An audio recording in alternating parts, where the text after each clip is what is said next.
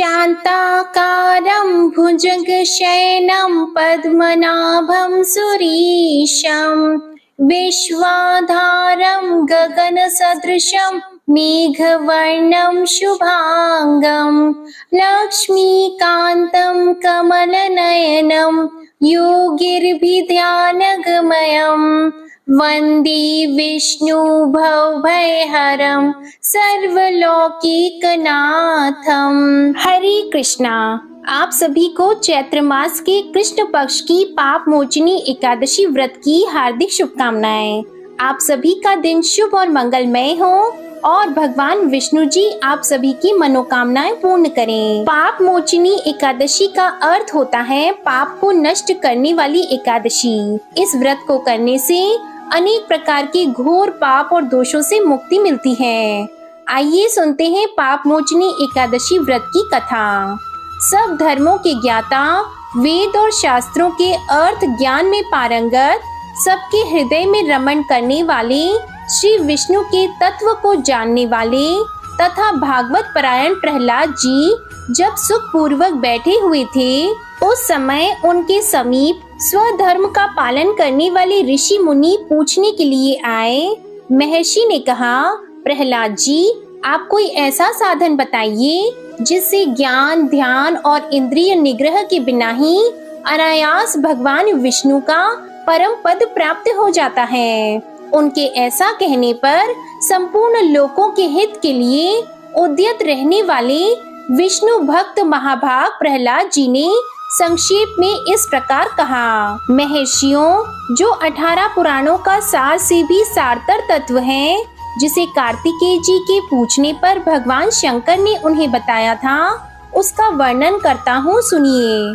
महादेव जी कार्तिकेय जी से बोले, जो कली में एकादशी की रात में जागरण करते समय वैष्णव शास्त्र का पाठ करता है, उसके कोटि जन्मों के किए हुए 4 प्रकार के पाप नष्ट हो जाते हैं।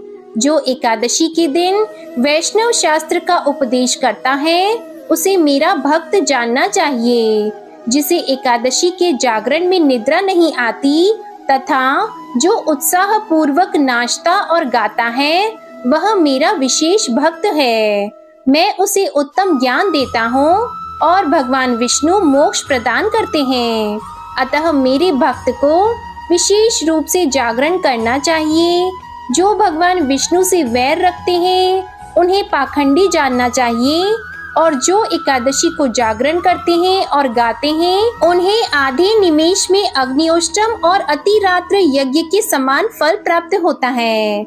जो रात्रि जागरण में बारंबार भगवान विष्णु के मुखारविंद का दर्शन करते हैं, उनको भी वही फल प्राप्त होता है। जिनके वंश के लोग एकादशी की रात में जागरण करते हैं, वे धन्य हैं। जिन्होंने एकादशी को जागरण किया है, उन्होंने यज्ञ, दान, गया, श्राद्ध और नित्य प्रयाग स्नान कर लिया। उन्हें सन्यासियों का पुण्य भी मिल गया और उनके द्वारा इष्टापूर्त कर्मों का भी भली भांति पालन हो गया। षडानन, भगवान विष्णु के भक्त जागरण सहित एकादशी व्रत करते हैं, इसलिए वे सदा ही मुझे विशेष प्रिय हैं। जिसने वर्धनी एकादशी की रात में जागरण किया है, उसने पुनः प्राप्त होने वाले शरीर को स्वयं भस्म कर दिया है।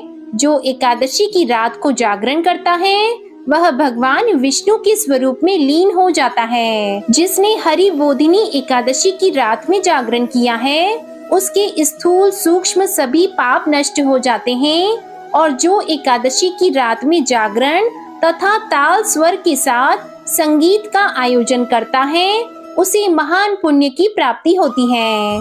जो एकादशी के दिन ऋषियों द्वारा बनाए हुए दिव्य स्तोत्रों से ऋग्वेद, यजुर्वेद तथा सामवेद के वैष्णव मंत्रों से, संस्कृत और प्राकृत के अन्य स्तोत्रों से और गीत वाद आदि के द्वारा भगवान विष्णु को संतुष्ट करता है, उसे भगवान विष्णु भी परमानंद प्रदान करते हैं। जो एकादशी की रात में भगवान विष्णु के आगे गीता और विष्णु सहस्त्र नाम का पाठ करता है, वह उस परम धाम में जाता है जहाँ साक्षात भगवान नारायण विराजमान हैं। पुण्यमयी भागवत तथा स्कंद पुराण भगवान विष्णु को प्रिय है। मथुरा और ब्रिज में भगवान विष्णु के बाल चरित्र का जो वर्णन किया गया है, उसे जो एकादशी की रात में भगवान केशव का पूजन करके पढ़ता है, उसका पुण्य कितना है यह मैं नहीं जानता। कदाचित भगवान विष्णु जानते हो। बेटा, भगवान के समीप गीत, नृत्य, स्तुति पाठ आदि से जो फल प्राप्त होता है, वही कली में श्री हरि के समीप जागरण करते समय विष्णु सहस्त्र नाम, गीता तथा श्रीमद् भागवत का पाठ करने से सहस्त्र गुना होकर मिलता है। जो श्री हरि के समीप जागरण करते समय रात में दीपक जलाता है, उसका पुण्य 100 कल्पों में भी नष्ट नहीं होता। जो जागरण काल में मंजरी सहित तुलसी दल से भक्ति पूर्वक श्री हरि का पूजन करता है, उसका पुनः इस संसार में जन्म नहीं होता। स्नान, चंदन, लेप, धूप, नैवेद्य और तांबूल ये सब जागरण काल में भगवान को समर्पित किया जाए तो उससे अक्षय पुण्य होता है। हे कार्तिकेय, जो भक्त मेरा ध्यान करता है वह एकादशी की रात्रि में श्री हरि के समीप भक्ति पूर्वक जागरण करे। एकादशी के दिन जो लोग जागरण करते हैं, उनके शरीर में इंद्र आदि देवता आकर स्थित हो जाते हैं, और जो जागरण काल में महाभारत का पाठ करते हैं, वे उस परम धाम में जाते हैं जहाँ सन्यासी महात्मा जाया करते हैं। जो उस समय श्री रामचंद्र जी का चरित्र पढ़ते हैं, वे योग वेताओं की गति को प्राप्त होते हैं। जिन्होंने श्री हरि के समीप जागरण किया है, उन्होंने 4 वेदों का स्वाध्याय, देवताओं का पूजन, यज्ञों का अनुष्ठान तथा सब तीर्थों में स्नान कर लिया। श्री कृष्ण से बढ़कर कोई देवता नहीं और एकादशी व्रत के समान दूसरा कोई व्रत नहीं है। जहाँ भागवत शास्त्र है, भगवान विष्णु के लिए जहाँ जागरण किया जाता है और जहाँ शालिग्राम शिला स्थित होती है, वहाँ साक्षात भगवान विष्णु उपस्थित होते हैं। पाप मोचनी एकादशी व्रत की कथा के अनुसार एक बार धर्मराज युधिष्ठिर ने भगवान श्री कृष्ण से कहा, हे महाराज, आपने फाल्गुन शुक्ल एकादशी का महात्म्य बताया।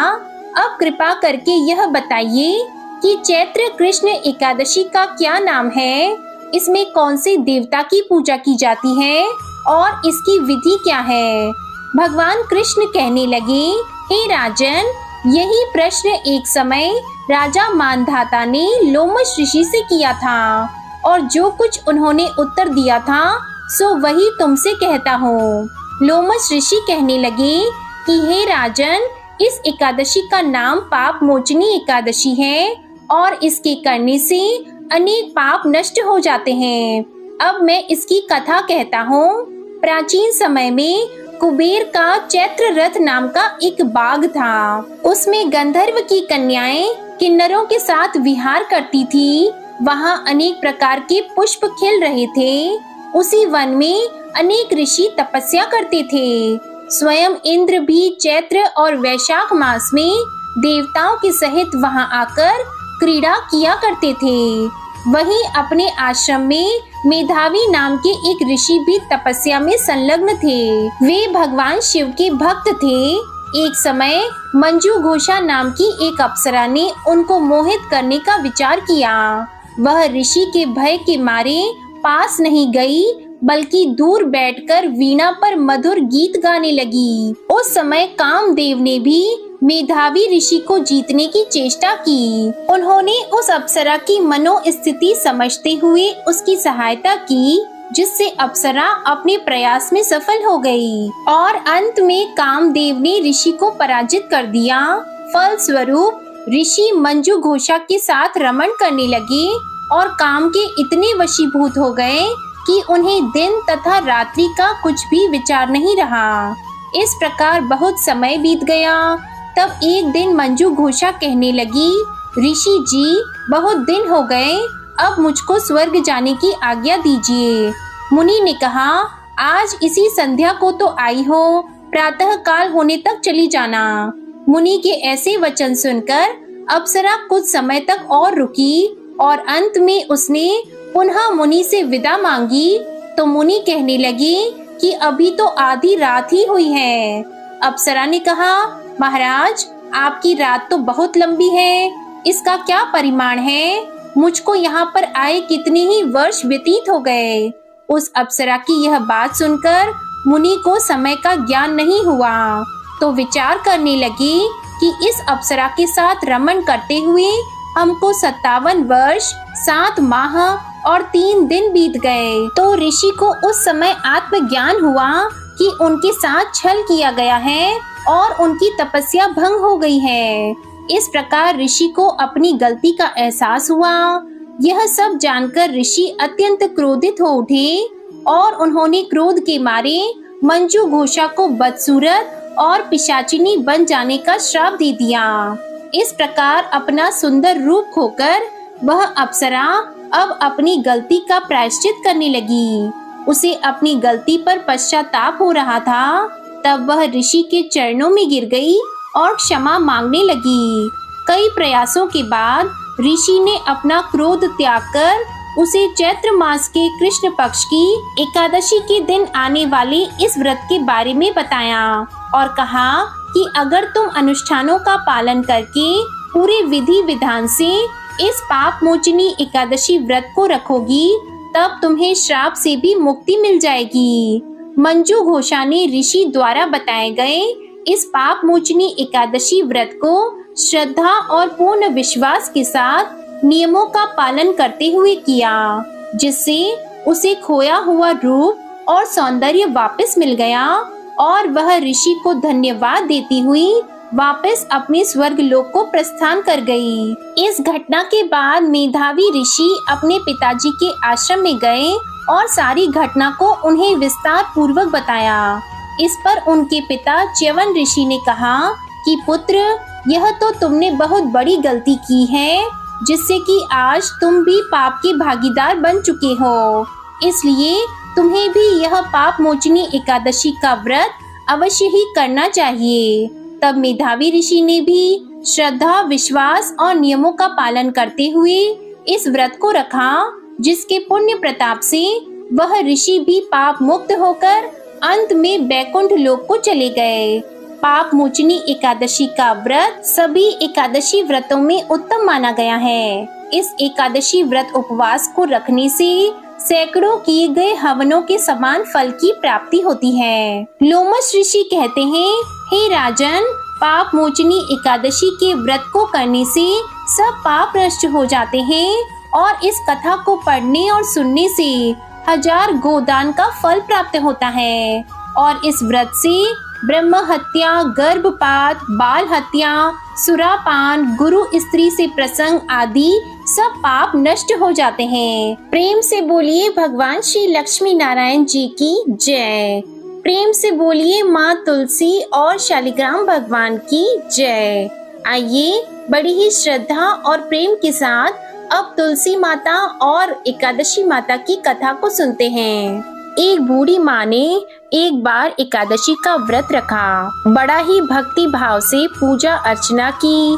उन्हें वृद्धावस्था में क्या बाधा थी, वे तो अपने पुत्र पौत्रों की सुख सुविधा के लिए व्रत रखने लगी थी। वे दिन भर तो जरा कठोर मन करके अपनी प्यास को रोके रही।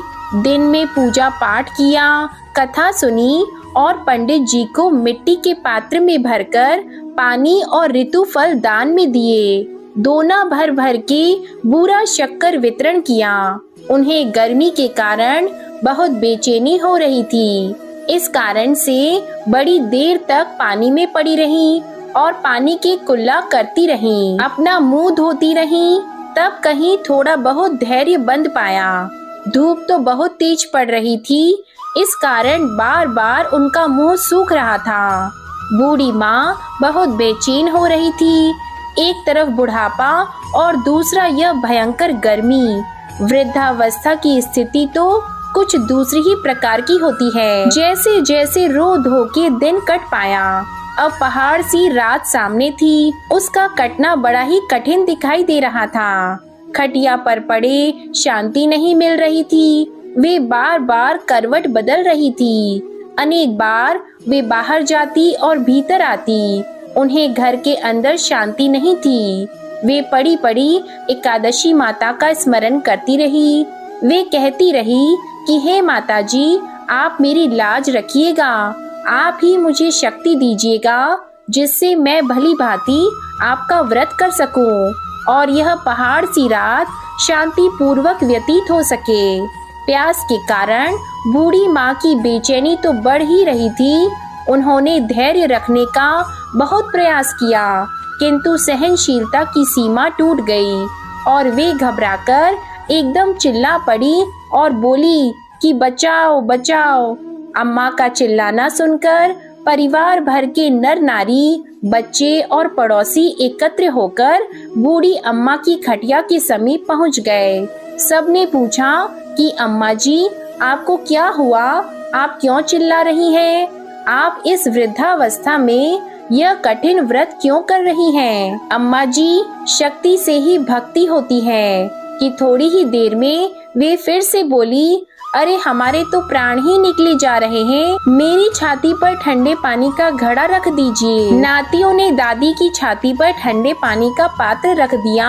तब कहीं उन्हें थोड़ा बहुत आराम मिला और थोड़ी देर के लिए उन्होंने अपनी आंखें बंद कर ली। एकादशी माता ने सोचा कि यह बूढ़ी अम्मा है तो बहुत कठोर, जरा जाकर उसकी परीक्षा लेनी चाहिए। वे आधी रात को मुर्गा बनकर टेर लगाने लगी। मुर्गा की आवाज सुनकर दादी जल्द से उठी और बाहर जाकर आसमान की ओर देखा, किंतु आसमान में कहीं उन्हें प्रातःकालीन तारा दिखाई नहीं दिया। तो वे सोचने लगी कि यह मुर्गा क्यों और कैसे भूल गया। उन्हें प्यास तो लग ही रही थी। थोड़ा बहुत उनका मन भी विचलित होने लगा, किंतु अंत में उन्होंने दृढ़ निश्चय किया कि मैं अब व्रत को पूर्ण करके ही छोड़ूंगी, चाहे भले ही मेरे प्राण निकल जाएं। यह सोचकर फिर वे खटिया पर शिथिल होकर लेट गईं। थोड़ी ही देर में एकादशी माता ने उनकी फिर से परीक्षा लेनी चाहिए। एक छोटी सी बालिका एक गिलास में शरबत लेकर उनके सिरहाने खड़ी हो गईं और जोर से बोली, दादी जी, सवेरा हो गया है, आप हाथ मुंह धोकर शरबत पी लीजिए। पहले तो शरबत का गिलास देखकर उनका मन ललचा गया, किंतु अचानक व्रत का स्मरण हो आया और उन्होंने सोचा कि मैं किसी भी प्रकार से अभी शरबत नहीं पी सकती हूँ, और वे शांति पूर्वक अपनी खटिया पर लेट गई। फिर थोड़ी ही देर में उन्हें ऐसा लगा जैसे किसी ने उन्हें पानी के कुएं में पटक दिया हो। वे बड़ी देर तक उस कुएं में हाथ पांव चलाती रही, किंतु उन्होंने अपने मुंह में पानी की एक बूंद भी नहीं जाने दी और वे दृढ़ता पूर्वक अपना व्रत पालन करती रहीं। थोड़ी ही देर में न जाने कहां से सामने आग जलने लगी, जिससे भारी गर्मी बढ़ने लगी। प्यास के कारण प्राण निकलने लगे, किंतु बूढ़ी अम्मा का कुछ भी नहीं बिगाड़ पाया। वे जहां की तहां मुस्कुराती हुई सी बैठी रहीं और थोड़ी ही देर में बाहर प्रकाश दिखाई देने लगा। ऐसा लगा कि जैसे सवेरा हो गया हो। बूढ़ी अम्मा ने जब बाहर निकलकर देखा तो वे समझ गईं कि अभी सवेरा होने में 3-4 घंटे की देरी है। यह जानकर वे शांति पूर्वक इधर उधर घूमने फिरने लगी। एकादशी माता यह बात अच्छी तरह से समझ गईं कि यह बूढ़ी अम्मा किसी भी प्रकार से अपने व्रत से नहीं टल सकती हैं। वे उनके सत्य व्रत को अच्छी तरह से समझ गईं। सवेरा होते ही बूढ़ी माता ने स्नान किया, भगवान का पूजन पाठ किया, एकादशी माता की कथा सुनी, ब्राह्मणों को दक्षिणा देकर भोजन कराया। तब कहीं उन्होंने जल ग्रहण किया। कन्याओं को भोजन कराने के बाद अम्मा ने स्वयं भोजन किया। उस श्रेष्ठ व्रत के प्रताप से बूढ़ी अम्मा की आयु में वृद्धि हो गई। उनका घर परिवार हरा भरा हो गया। घर में अब उनके कोई अभाव नहीं रहा। वे हर तरह के सुख साधनों से संपन्न हो गईं। नाती नातिन से उनका घर भर गया और वे उसी दिन से 12 महीने की एकादशी का व्रत करने लगीं। एकादशी माता के व्रत के प्रताप से इस संसार में हर प्रकार के सुख भोग कर अंत में वैकुंठ धाम को चली गईं। जैसे एकादशी माता ने बूढ़ी माता और उनके परिवार को हरा भरा किया, ऐसे ही एकादशी माता हम सभी की मनोकामनाओं को पूर्ण करें। बोलिए श्री लक्ष्मी नारायण भगवान की जय। आइए अब अनंत फलों को देने वाली श्री राधा कृष्ण जी की बड़ी ही सुंदर कथा को सुनते हैं। एकादशी के दिन इस कथा को सुनने से सभी मनोकामनाएं पूर्ण हो जाती हैं। एक गांव में रमा नाम की एक स्त्री थी। उसके विवाह को 5-6 बरस हो गए थे, लेकिन उसकी कोई संतान नहीं थी। एक बार श्री राधा अष्टमी का उत्सव आया।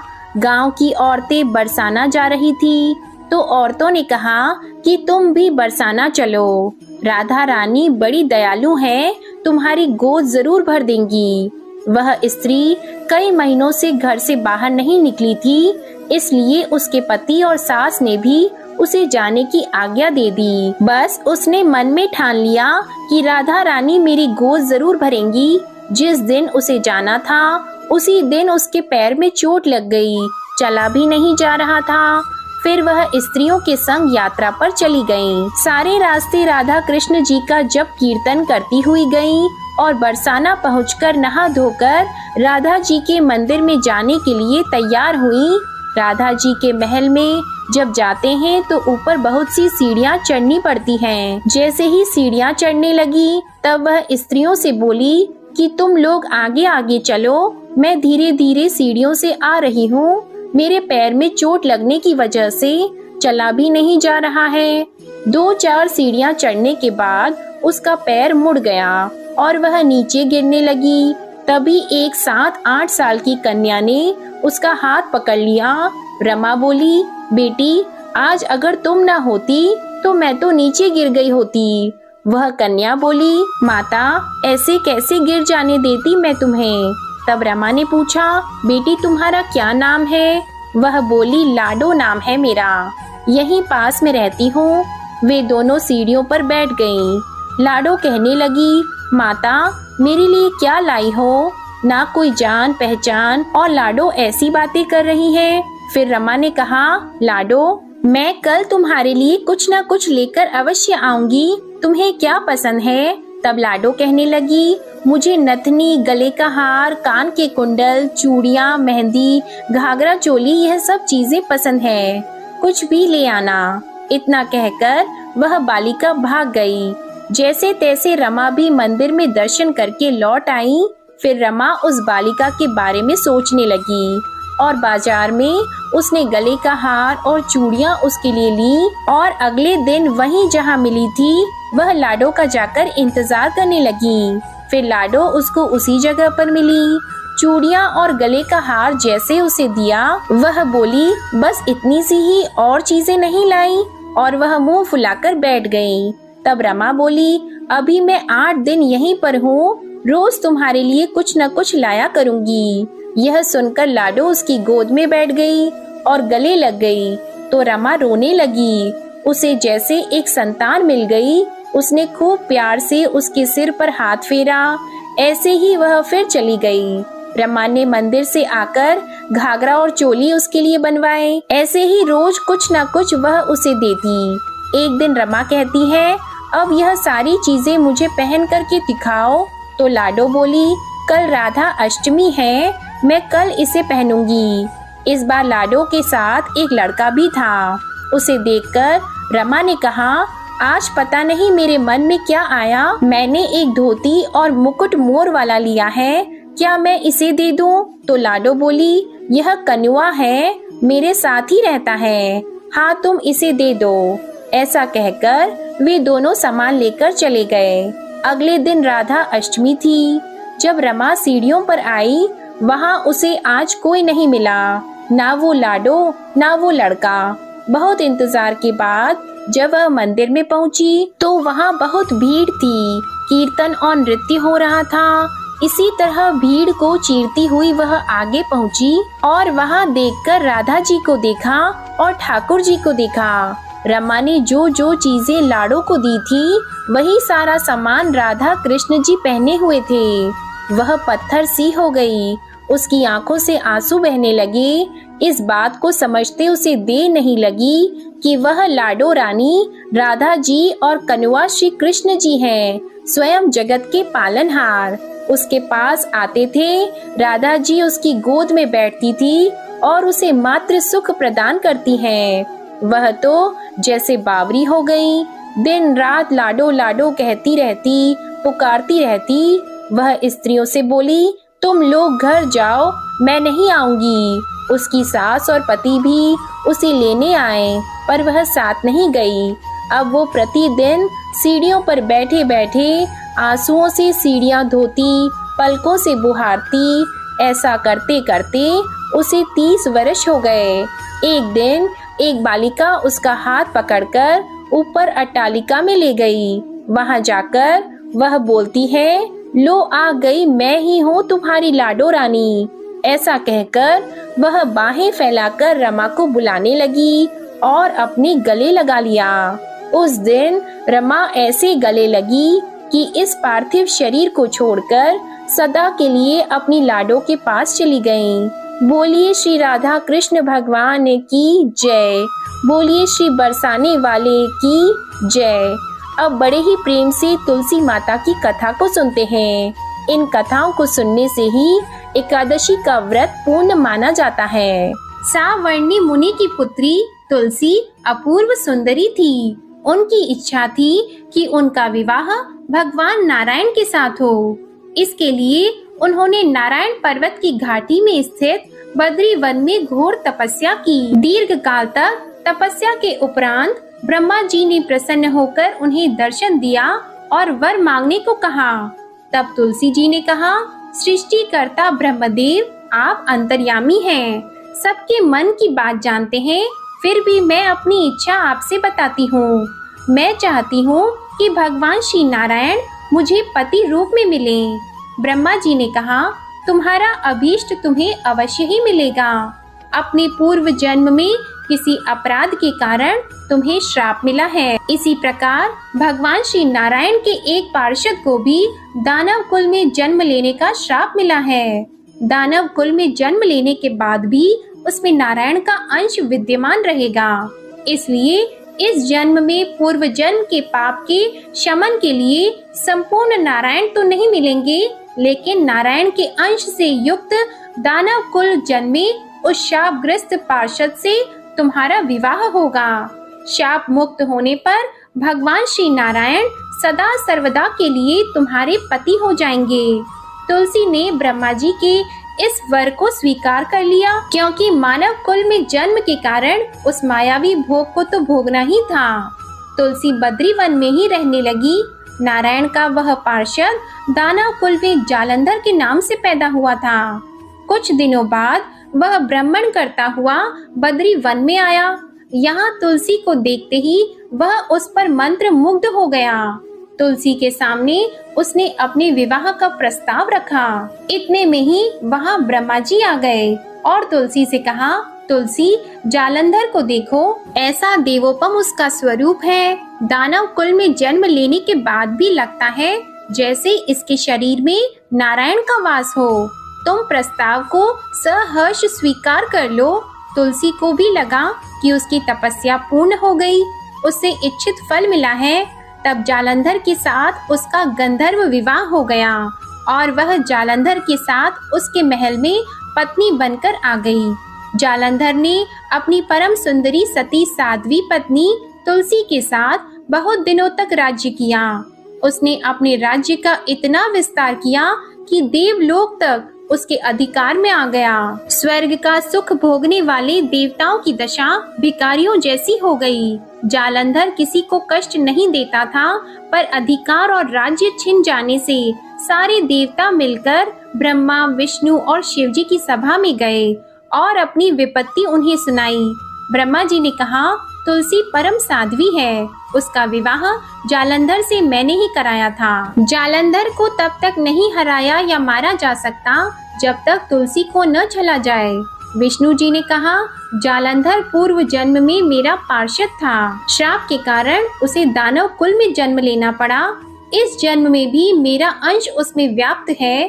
साथ ही तुलसी के पतिव्रता धर्म से वह अजय है।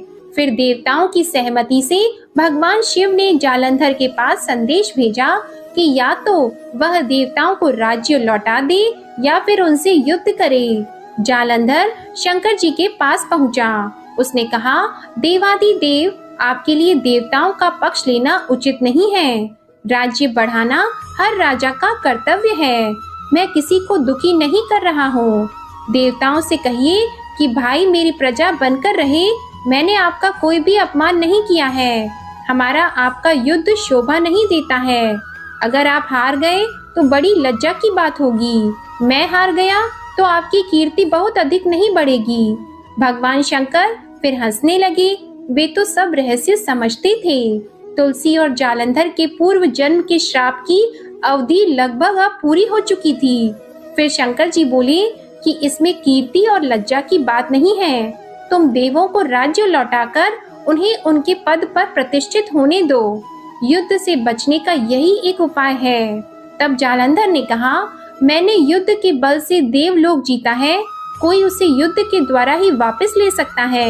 यह मेरा अंतिम उत्तर है। अब मैं जा रहा हूँ। ऐसा कहकर जालंधर वहाँ से चला गया। उसने अपनी पत्नी तुलसी को सारी बातें बताई और कहा, कर्म भोग सब काल सूत्र में बंधा है।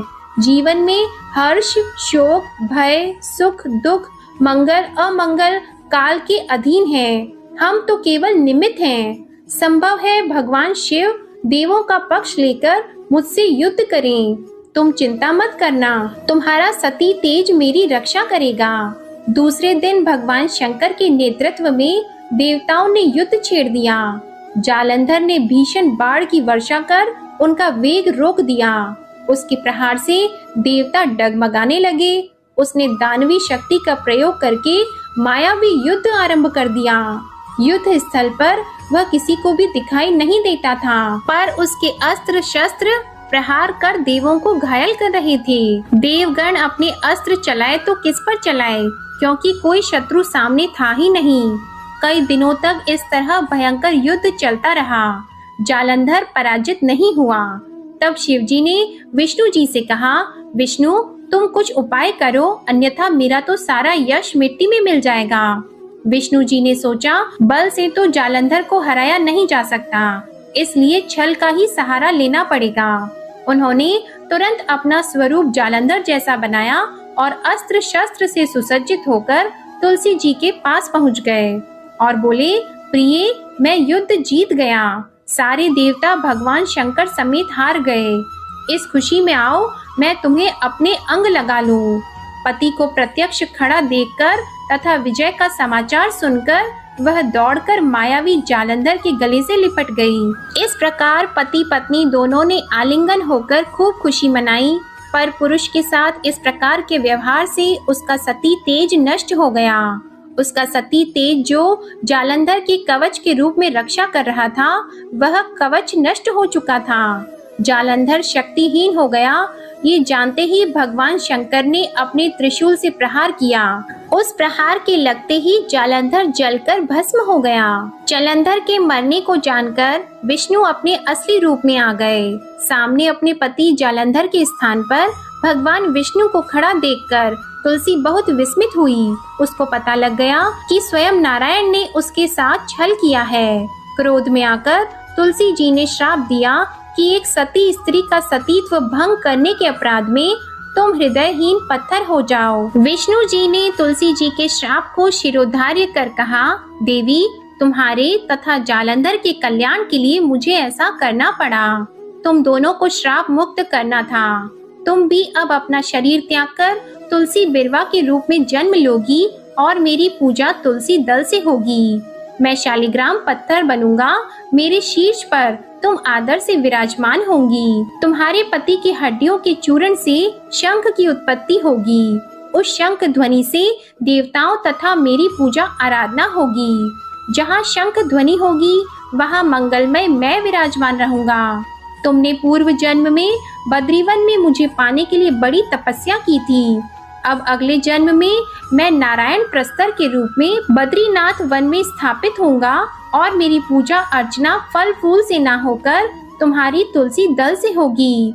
मेरे शीश पर विराजमान होकर तो मुझसे भी ऊंचा पद प्राप्त करोगी। बोलिए श्री लक्ष्मी नारायण भगवान की जय। तुलसी महारानी और शालिग्राम भगवान की जय। जय जय श्री राधे कृष्णा। उम्मीद करती हूँ आप सभी का पाप मोचनी एकादशी का व्रत सफल हो और भगवान विष्णु जी और माता लक्ष्मी जी की कृपा आप पर सदा बनी रहे। आज की वीडियो पसंद आई हो तो वीडियो को लाइक कीजिएगा, शेयर कीजिएगा और कमेंट में भगवान विष्णु जी और माता लक्ष्मी जी की जय जरूर लिखिएगा। साथ ही चैनल को भी सब्सक्राइब करिएगा। जय श्री राधे कृष्णा।